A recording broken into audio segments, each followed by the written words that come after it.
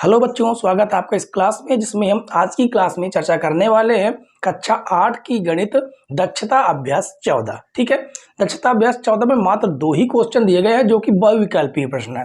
ठीक है, तो ये आपका पहला नंबर क्वेश्चन, बहुत ही बेस्ट क्वेश्चन, छोटा सा क्वेश्चन है। इसमें कहा गया कि पार्श्व चित्र में ओ वृत्त का केंद्र है। अब ये जो ओ है ये वृत्त का क्या है, केंद्र है। इसकी दो त्रिज्याएं ओपी एवं O Q, O P O Q इस प्रकार है कि कोण पी ओ क्यू कितना है, 120 अंश। ये वाला कोण कितना, 120 अंश है।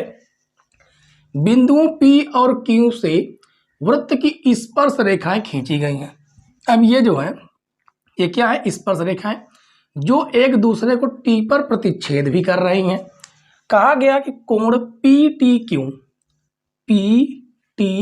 क्यू मतलब हमें इस कोण को ज्ञात करना है, ये वाला कोण।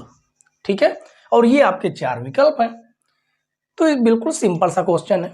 आपको पता है जो स्पर्श रेखा होती है वो त्रिज्या पर होती है लंब, यानी ये वाला कोण आपका कितना होगा, 19 डिग्री होगा। ये वाला कोण भी आपका कितना होगा, 19 डिग्री होगा।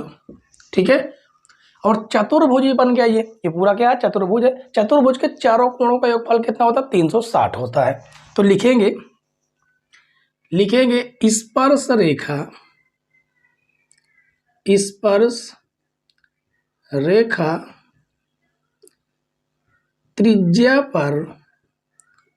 त्रिज्या पर लंब होती है,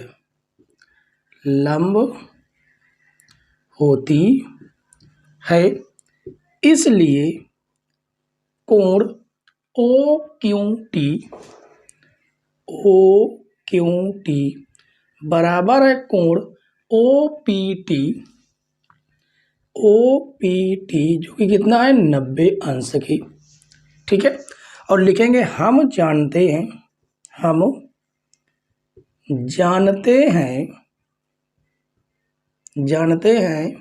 कि क्या जानते हैं कि चतुर्भुज के चारों कोणों का योग कितना होता है, 360। यानी कि हम लिखेंगे कोण पी ओ क्यू प्लस कोण ओ क्यू टी प्लस कोण ओ पी टी प्लस कोण पी टी क्यू बराबर 360 अंश। ठीक है, ये टोटल होता है।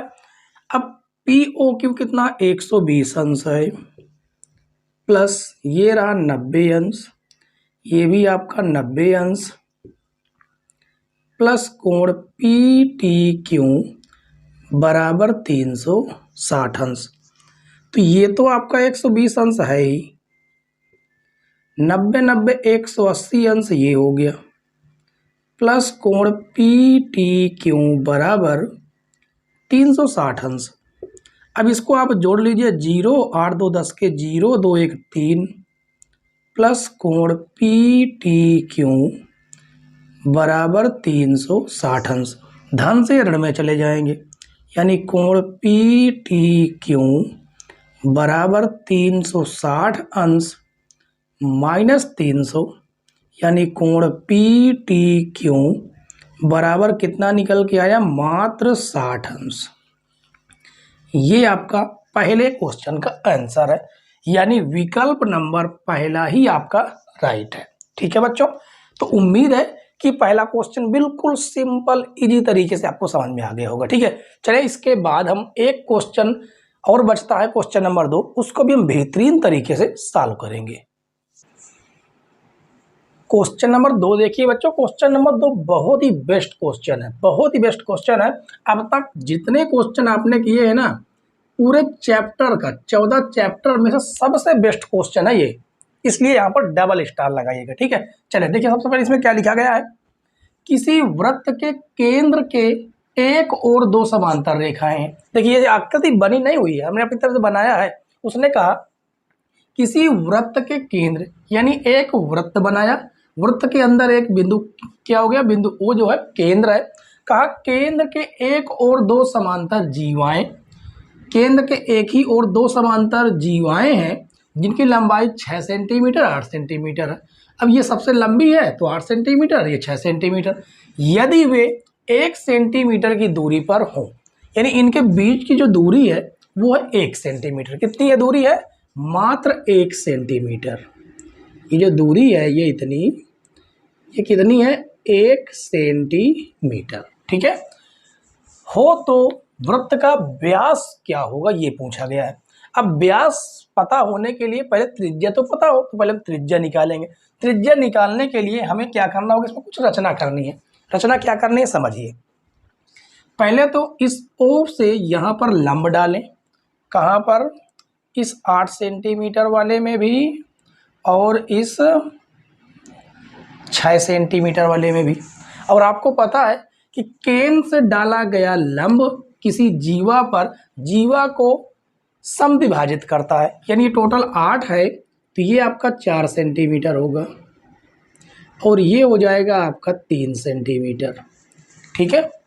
तो जीवा पता करने के लिए हमें इसको यहाँ से मिलाना होगा, यही इसकी जीवा होगी, सॉरी वो त्रिज्या होगी। तो हमें त्रिज्या पता करनी है और इसको भी हम यहाँ से ही मिला देते हैं, यहाँ से। ठीक है। ये दोनों त्रिज्याएं होंगी, दोनों त्रिज्या ही है। इनका कुछ नाम दे देते हैं। O A, इसका नाम दे देते हैं B और इसका नाम दे देते हैं C और इसका D। ठीक है। अब यहाँ पर हम पाइथागोरस प्रमेय के इस्तेमाल करके हम त्रिज्या निकाल लेंगे। तो चलें सबसे पहले हम शुरू करेंगे कहाँ से? O A B में। ठीक है।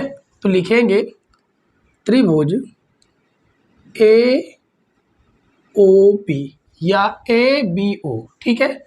कुछ भी आप लिख सकते हैं, कोई दिक्कत नहीं। AOB में पाइथागोरस प्रमेय से, पाइथागोरस प्रमेय से। अब पाइथागोरस प्रमेय है क्या? पाइथागोरस प्रमेय तब लगती है जब त्रिभुज आपका एक समकोण हो। तो देखिए यहाँ पर भी 19 डिग्री है, यहाँ पर भी 19 डिग्री कोण बन रहा है। तो पाइथागोरस प्रमेय लगाते हैं जो कि होता है कर्ण का स्क्वायर बराबर आधार का स्क्वायर प्लस लंब का स्क्वायर। ये फार्मूला होता है पाइथागोरस प्रमेय का। ठीक है। लंब का स्क्वायर। कर्ण किसको बोलते हैं? कर्ण होता है 19 डिग्री के सामने वाली जो सबसे बड़ी भुजा होती है कर्ण, ये है AO। तो इसे लिखेंगे AO का होल स्क्वायर। आधार आपका ये होता है जो कि 4 सेंटीमीटर है, तो लिखेंगे 4 का स्क्वायर प्लस लंब आपका ये है OB, OB का होल स्क्वायर। तो ये हो जाएगा AO स्क्वायर बराबर 16 प्लस OB का होल स्क्वायर। अब OB कितना है? OB तो पता ही नहीं है, तो OB हम मान लेंगे x। ये वाला कितना हो जाएगा? x सेंटीमीटर मान लेते हैं। ये वाला ये हो जाएगा आपका x सेंटीमीटर। तो ये टोटल दूरी कितनी हो जाएगी? x + 1 हो जाएगी। ठीक है। तो यहाँ पर लिख दें, इसमें यहाँ पर लिख देते हैं कि OB माना OB बराबर x सेंटीमीटर और OD बराबर हो जाएगा x + 1 सेंटीमीटर। ठीक है। तो इसकी जगह पर हम क्या रख सकते हैं? x। तो ये हो जाएगा AO का होल स्क्वायर बराबर 16 प्लस x स्क्वायर। ये बन गया आपका समीकरण 1। अब दूसरे त्रिभुज की बात करते हैं। त्रिभुज OCD में यहाँ पर भी हम पाइथागोरस प्रमेय लगाएंगे। ठीक है। जो कि होता है कर्ण का स्क्वायर। कर्ण इस बार क्या हो जाएगा आपका? OC हो जाएगा। OC का होल स्क्वायर बराबर कण का स्क्वायर, आधार आपका 3 है, 3 का स्क्वायर, लंब है आपका ओडी, ओडी का होल स्क्वायर, ये हो जाएगा ओसी का होल स्क्वायर, ये हो जाएगा 9, और ये आपका कितना x+1 है, x+1 का होल स्क्वायर। ठीक है, इसका फार्मूला खोल देते हैं। ओसी का होल स्क्वायर बराबर 9, ये हो जाएगा ए स्क्वायर प्लस बी स्क्वायर, एक का स्क्वायर 1 प्लस 2ab यानी 2x, तो हो जाएगा ओसी का होल स्क्वायर बराबर एक्स स्क्वायर प्लस 2x, 9 1 10, ये हो जाएगा समीकरण 2। ठीक है, अब आगे देखिए, अब देखिए ओ ए और ओ सी आपस में बराबर हो, क्यों? क्योंकि दोनों त्रिज्याएं हैं, तो लिखेंगे ओ ए बराबर ओ सी, क्योंकि यहाँ पर लिखेंगे क्योंकि दोनों ही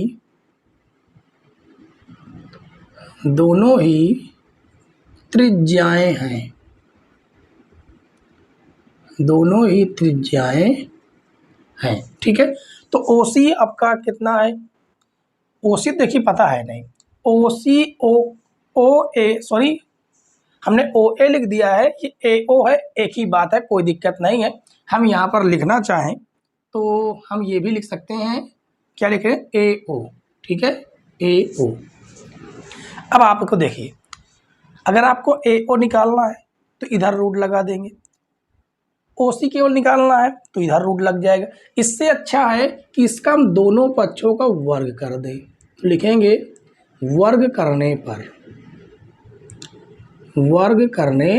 पर ये हो जाएगा ए ओ का होल स्क्वायर ओ सी का होल स्क्वायर। अब वैल्यू रख दीजिए, रख सकते हैं हम, ये हो जाएगा 16 प्लस एक्स स्क्वायर, और ये आपका एक्स स्क्वायर प्लस का 2x प्लस का 10, ए स्क्वायर से ए स्क्वायर कट जाएगा, तो ये धन से ऋण में आएगा, कट जाएगा। और उसके बाद इस 10 को इधर लाएंगे, तो 16 माइनस 10 बराबर 2x, घटाएंगे 6 बराबर 2x, काटेंगे 2 तिहाई 6, x बराबर कितना आ गया? 3। x का मान समीकरण 1 में रख दें, तो लिखेंगे x का मान समीकरण 1 में रखने पर, जैसे ही समीकरण 1 में यहाँ पर रखेंगे, ये हो जाएगा ए ओ का होल स्क्वायर बराबर 16 प्लस 3 का स्क्वायर, तो ए का होल स्क्वायर बराबर 16 प्लस 9, तो ए ओ बराबर 16 9 होता है 25, और उसके बाद ए ओ बराबर आ जाएगा √25, तो ये हो जाएगा ए ओ बराबर कितना आ जाएगा? 5 सेंटीमीटर, जो कि क्या है? ये त्रिज्या है, तो यहाँ पर लिख देंगे ये क्या है? त्रिज्या। हमें क्या निकालना था? हमें व्यास निकालना था। व्यास का फार्मूला होता है 2 गुणे त्रिज्या, तो 2 गुणे त्रिज्या है 5, जो कि हो जाएगी 10 सेंटीमीटर, यानी ऑप्शन नंबर दूसरा आपका राइट है। ठीक है, देखिए इतना बेस्ट क्वेश्चन था कि हमें दो बार पाइथागोरस प्रमेय का इस्तेमाल करना पड़ा, तब जाके ये व्यास निकल के आया है। बेस्ट क्वेश्चन है ये। ठीक है, तो उम्मीद है बच्चों की 1 और 2 दोनों के दोनों क्वेश्चन आपको बेहतरीन तरीके समझ में आ गए हों। तो वीडियो को लाइक, शेयर, और चैनल पर नए हो तो सब्सक्राइब जरूर कर लेना। ठीक है, साथ में बेल आइकन भी प्रेस कर लेना, जिससे नई नई वीडियो की नोटिफिकेशन सबसे पहले आपके पास पहुंच जाए। चलें, और कल की क्लास में हम लोग सांख्यिकी की शुरुआत करने वाले हैं। शुरुआत से बेसिक से सांख्यिकी पढ़ेंगे, और इस सांख्यिकी जो है आपको आगे आने वाली क्लासों में ज़रूरत पड़ती है। कक्षा 9 में, 10 में, यहाँ तक कि 11 में भी है। सांख्यिकी पढ़ने को आपको मिलेगा। ठीक है, तो बेस्ट कैप्चर है, उसको आप जरूर बेहतरीन तरीके से पढ़िएगा। ठीक है, तो कल की क्लास का वेट कीजिए। तब तक के लिए बाय बाय, टाटा।